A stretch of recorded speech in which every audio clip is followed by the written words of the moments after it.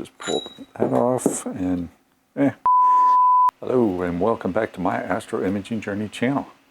Today we're going to be working, well, an unboxing actually, of the Celestron off-axis guider right here. Now let's see if that thing focuses in. Alright, so as you can see down here, they've blacked out the telephone number. Don't know why, but you know, maybe they changed their number and just haven't updated the labeling. But as you saw, Celestron off-axis guider, and it just came yesterday, so we're going to be doing an unboxing. You know, it did have a little damage on the back, but that was probably before I got it. You know, before it was even put into the box, because it was packaged pretty well inside the box it came from. So let's get at it. So to open it up, pretty easy, just a little pull tab here, and then so let's open this up. We've got instruction manual. Looks like we've got the attachment, the off-axis guider itself. Looks like it's already got a couple things. I'm going to just pull some stuff out here real quick. Looks like a couple spacers for the auto guider camera. And let's see, what else do we have in here? Another spacer. So I'm just going to roughly pull these out of the box while I'm looking at everything, and then we'll set up the side and we'll look at everything individually.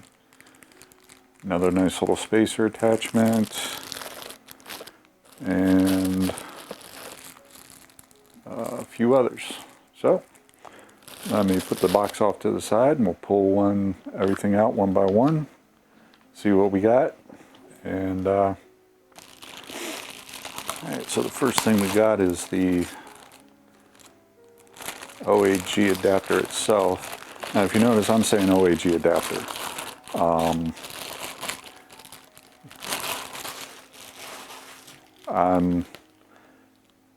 I kind of look at this as an adapter and not the guider itself. The guider to me is the camera, but to each their own.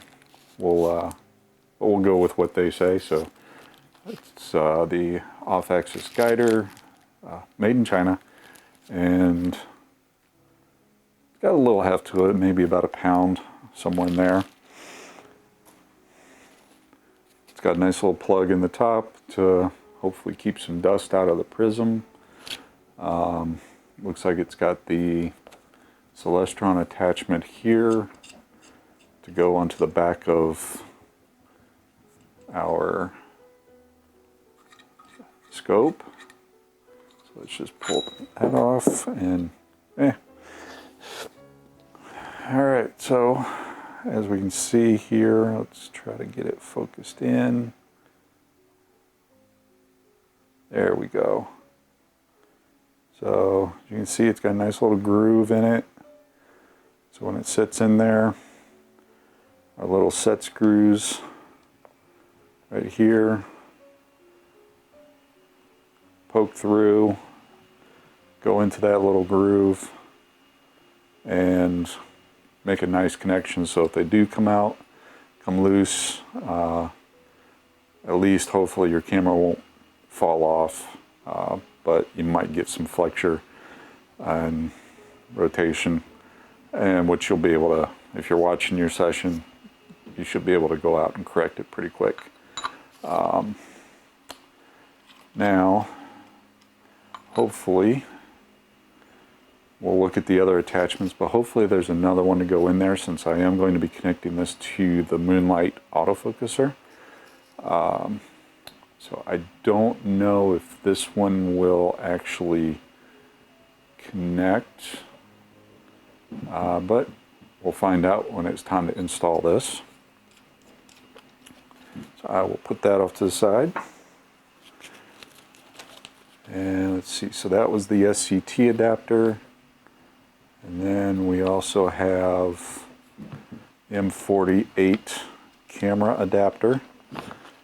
And that one looks to also have 3 set screws on it. And a nice little set groove as well. So we'll set that off to the side. And then we have the actual guider itself. Let me change my focus point here. There we go. Alright, so in case you're wondering, this is my home office.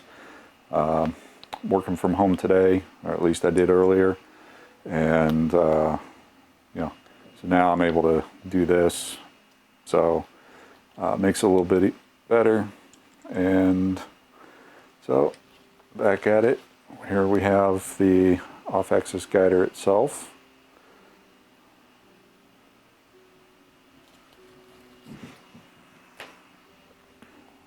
Get in close here. As you can see,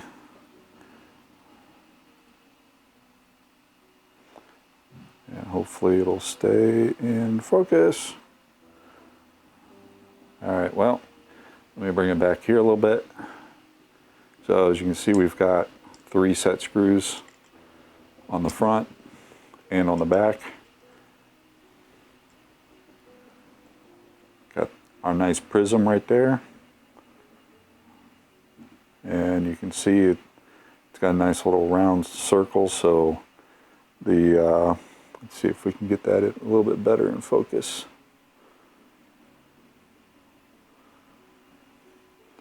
So you can see if I put my fingers over it, so you're getting all of the surface, the opening for your adapter for your camera is completely enclosed or encompassed within that prism, which will be great because that means that the sensor will have full exposure from the prism. That was one of the reasons why I went with this OAG as opposed to others, was because this is 13 millimeters wide and some of the others were around 8 millimeters, so roughly 2/3 the size maybe. And there's the possibility, depending on the camera you use, you might actually have a larger sensor than what your prism is. And we want to maximize that footprint to have as many stars as possible on that guide camera, especially since I am doing, was it 1960 is the effective focal length. The 11, excuse me, I can't talk today. The Celestron Edge HD 11-inch is 2800 millimeter focal length natively. I do have the 0.7 focal reducer, which brings it down to a 1960. So hopefully this gives us a great purchase area within the field of view. And then depending on the camera, you would then be able to fully utilize what is being presented from the prism up to the camera. So that looks pretty good. It does have a nice little set screw on the back here. Hopefully we can get it in focus. Probably can't see it in this lighting, but it does have a nice little set screw so that this prism can shift up and down if we need to. The camera that I currently use for my imaging is a T6i from Canon. It is an APS-C sensor, so it's a little bit smaller than full frame. So I don't think the prism will need to be moved up at all. However, if I go out, one of the first things I'll be doing after I get all this set up is doing some test flats to see if the prism is actually extending down into the sensor.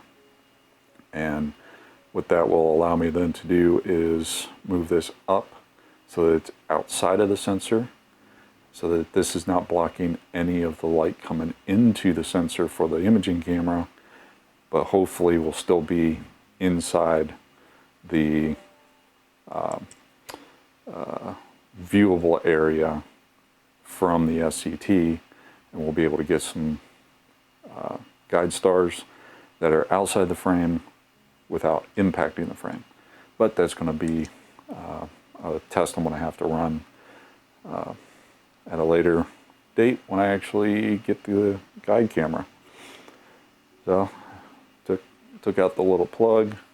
As you can see, we've got a nice little hole where that's coming through. So hopefully we'll have a good setup here.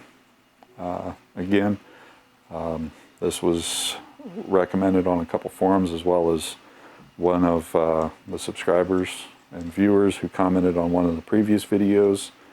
So, you know, we'll see how it works. One thing I was a little concerned about, and once I go out to install it, we'll find out, was the width. I think between the camera and the motorized focuser, I have maybe that much room. So with the spacers, it's going to be close. Luckily with the focuser, I've got a little bit of travel in there, so I could move it in a little bit to give me that extra room, but then that leaves even less room for focusing on that side. So we will see how that works. And of course then we can also play with the mirror on the SCT itself.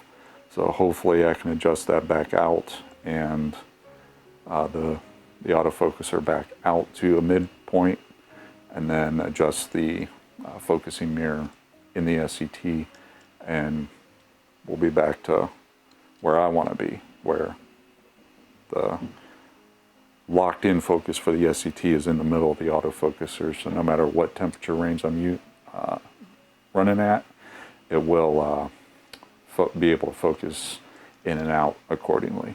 So that's the OAG itself. Let's see what else is in the box. All right, we got a couple spacers. I believe these are the T-ring spacers. Clearly that one's a little bit on the larger size, so that'll be connecting up to one of the other sides. And then this one here, it actually is 3 different spacers. So as you can see, we will be able to space for whatever camera setup we will have going forward. So that's pretty neat, pretty nice. One thing I did want to check, let me get that off. One thing I did want to check was supposedly, yep, okay, it is moving a little bit. That's our focus ring for our guide camera. It does move a little bit, so that's all the way in. As you can see, we've got a little bit of space here, and then that's all the way out. So we've got maybe 1/4 inch worth of travel on this helical focuser. So yeah, we'll see how that works. All right, and then we've got a couple more adapters. So that one hopefully will come in here. There we go.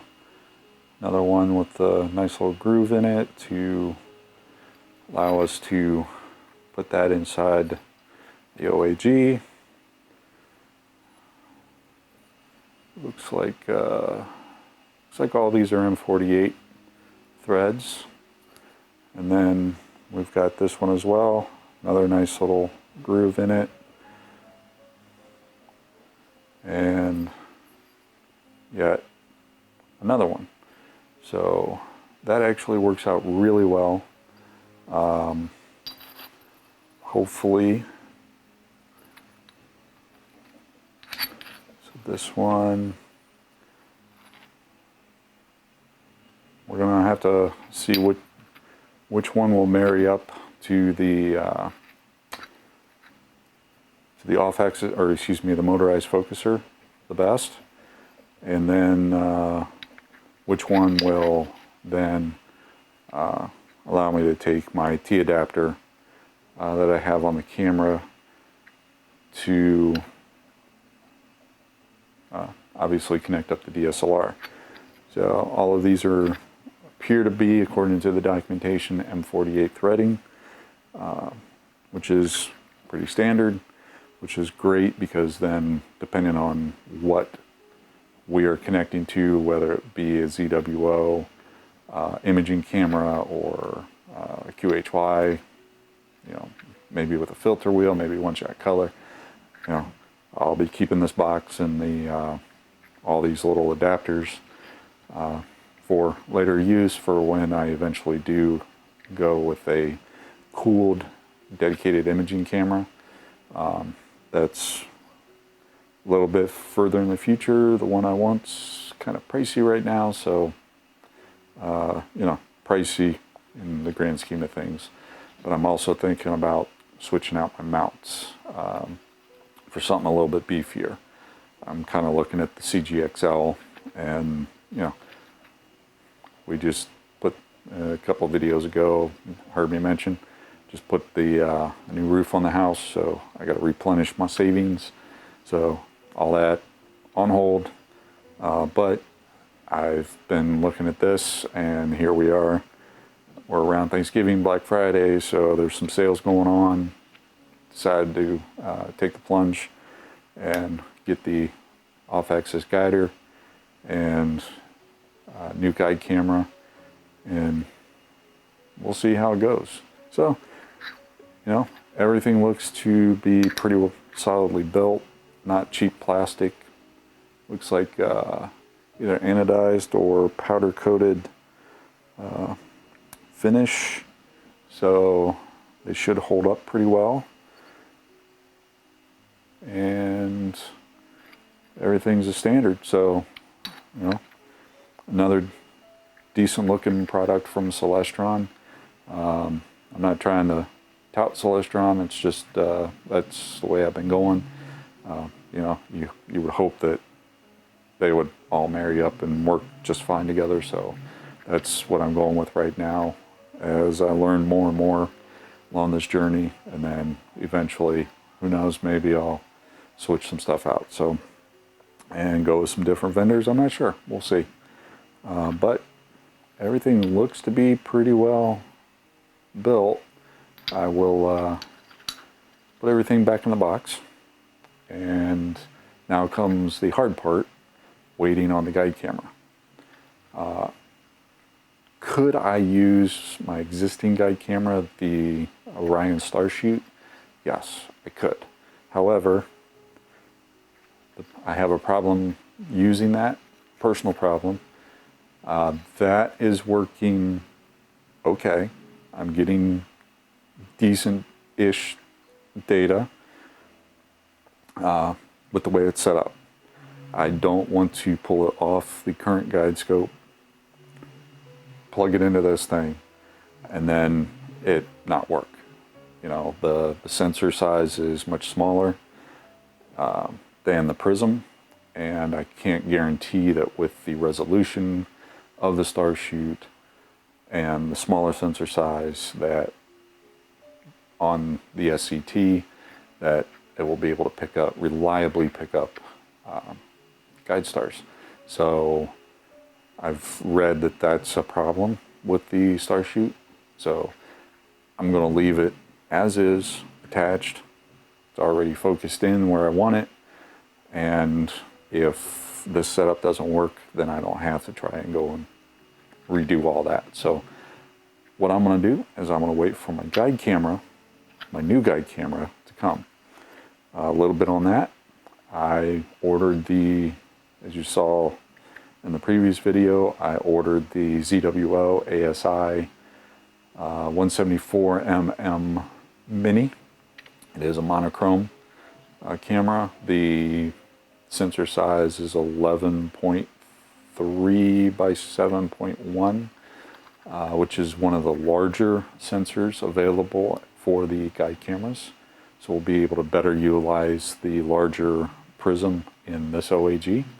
And you know, based on what I've seen, putting that data into Stellarium, which I showed in a previous video, should be able to hopefully reliably get some guide stars. So, at least for most targets.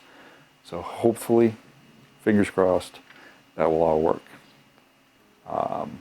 Every place I went to, they were out of stock, and more were in progress. However, ZWO's website said they were in stock, so I ordered it direct from ZWO, and it shipped 2 days ago. As of this morning, it has left China. It is currently sitting in Japan, and hopefully will be in transit, and the scheduled delivery date is Monday. So hopefully sometime next week I will be able to play with this. Unfortunately, current forecast every day is going to be cloudy, and of course I have to work, so I won't be home to install it during the day. And this is really something I kind of want to play with during the day to make sure I get my spacing right. So it might be 2 weekends from now, real time, YouTube time. It might be a week or two before I get the video up from this one. So, but yeah, Celestron off-axis guider looks to be pretty well built. That was everything in the box. So we will have an unboxing coming up of the guide camera when I get it, and then another video showing the installation, and then a first use. So hopefully, fingers crossed, everything goes well. I want to thank everybody for their comments, especially the couple that recommended this setup. And I just can't remember your name right now, so apologies. But I want to thank you, and as always, thanks for watching. Stick around for the outro. Clear skies. Have a good one. Thanks for watching yet another episode from the Astro Imaging Journey channel. Really appreciate your viewership. In our upper right, we have the latest video that I have posted prior to this one. Down in the lower right, we have what YouTube thinks you will enjoy. Below is a subscription link. Please hit that like button, subscribe if you so choose, ring that bell if you want to get notified of something new, and as always, thank you. Clear skies. Remember to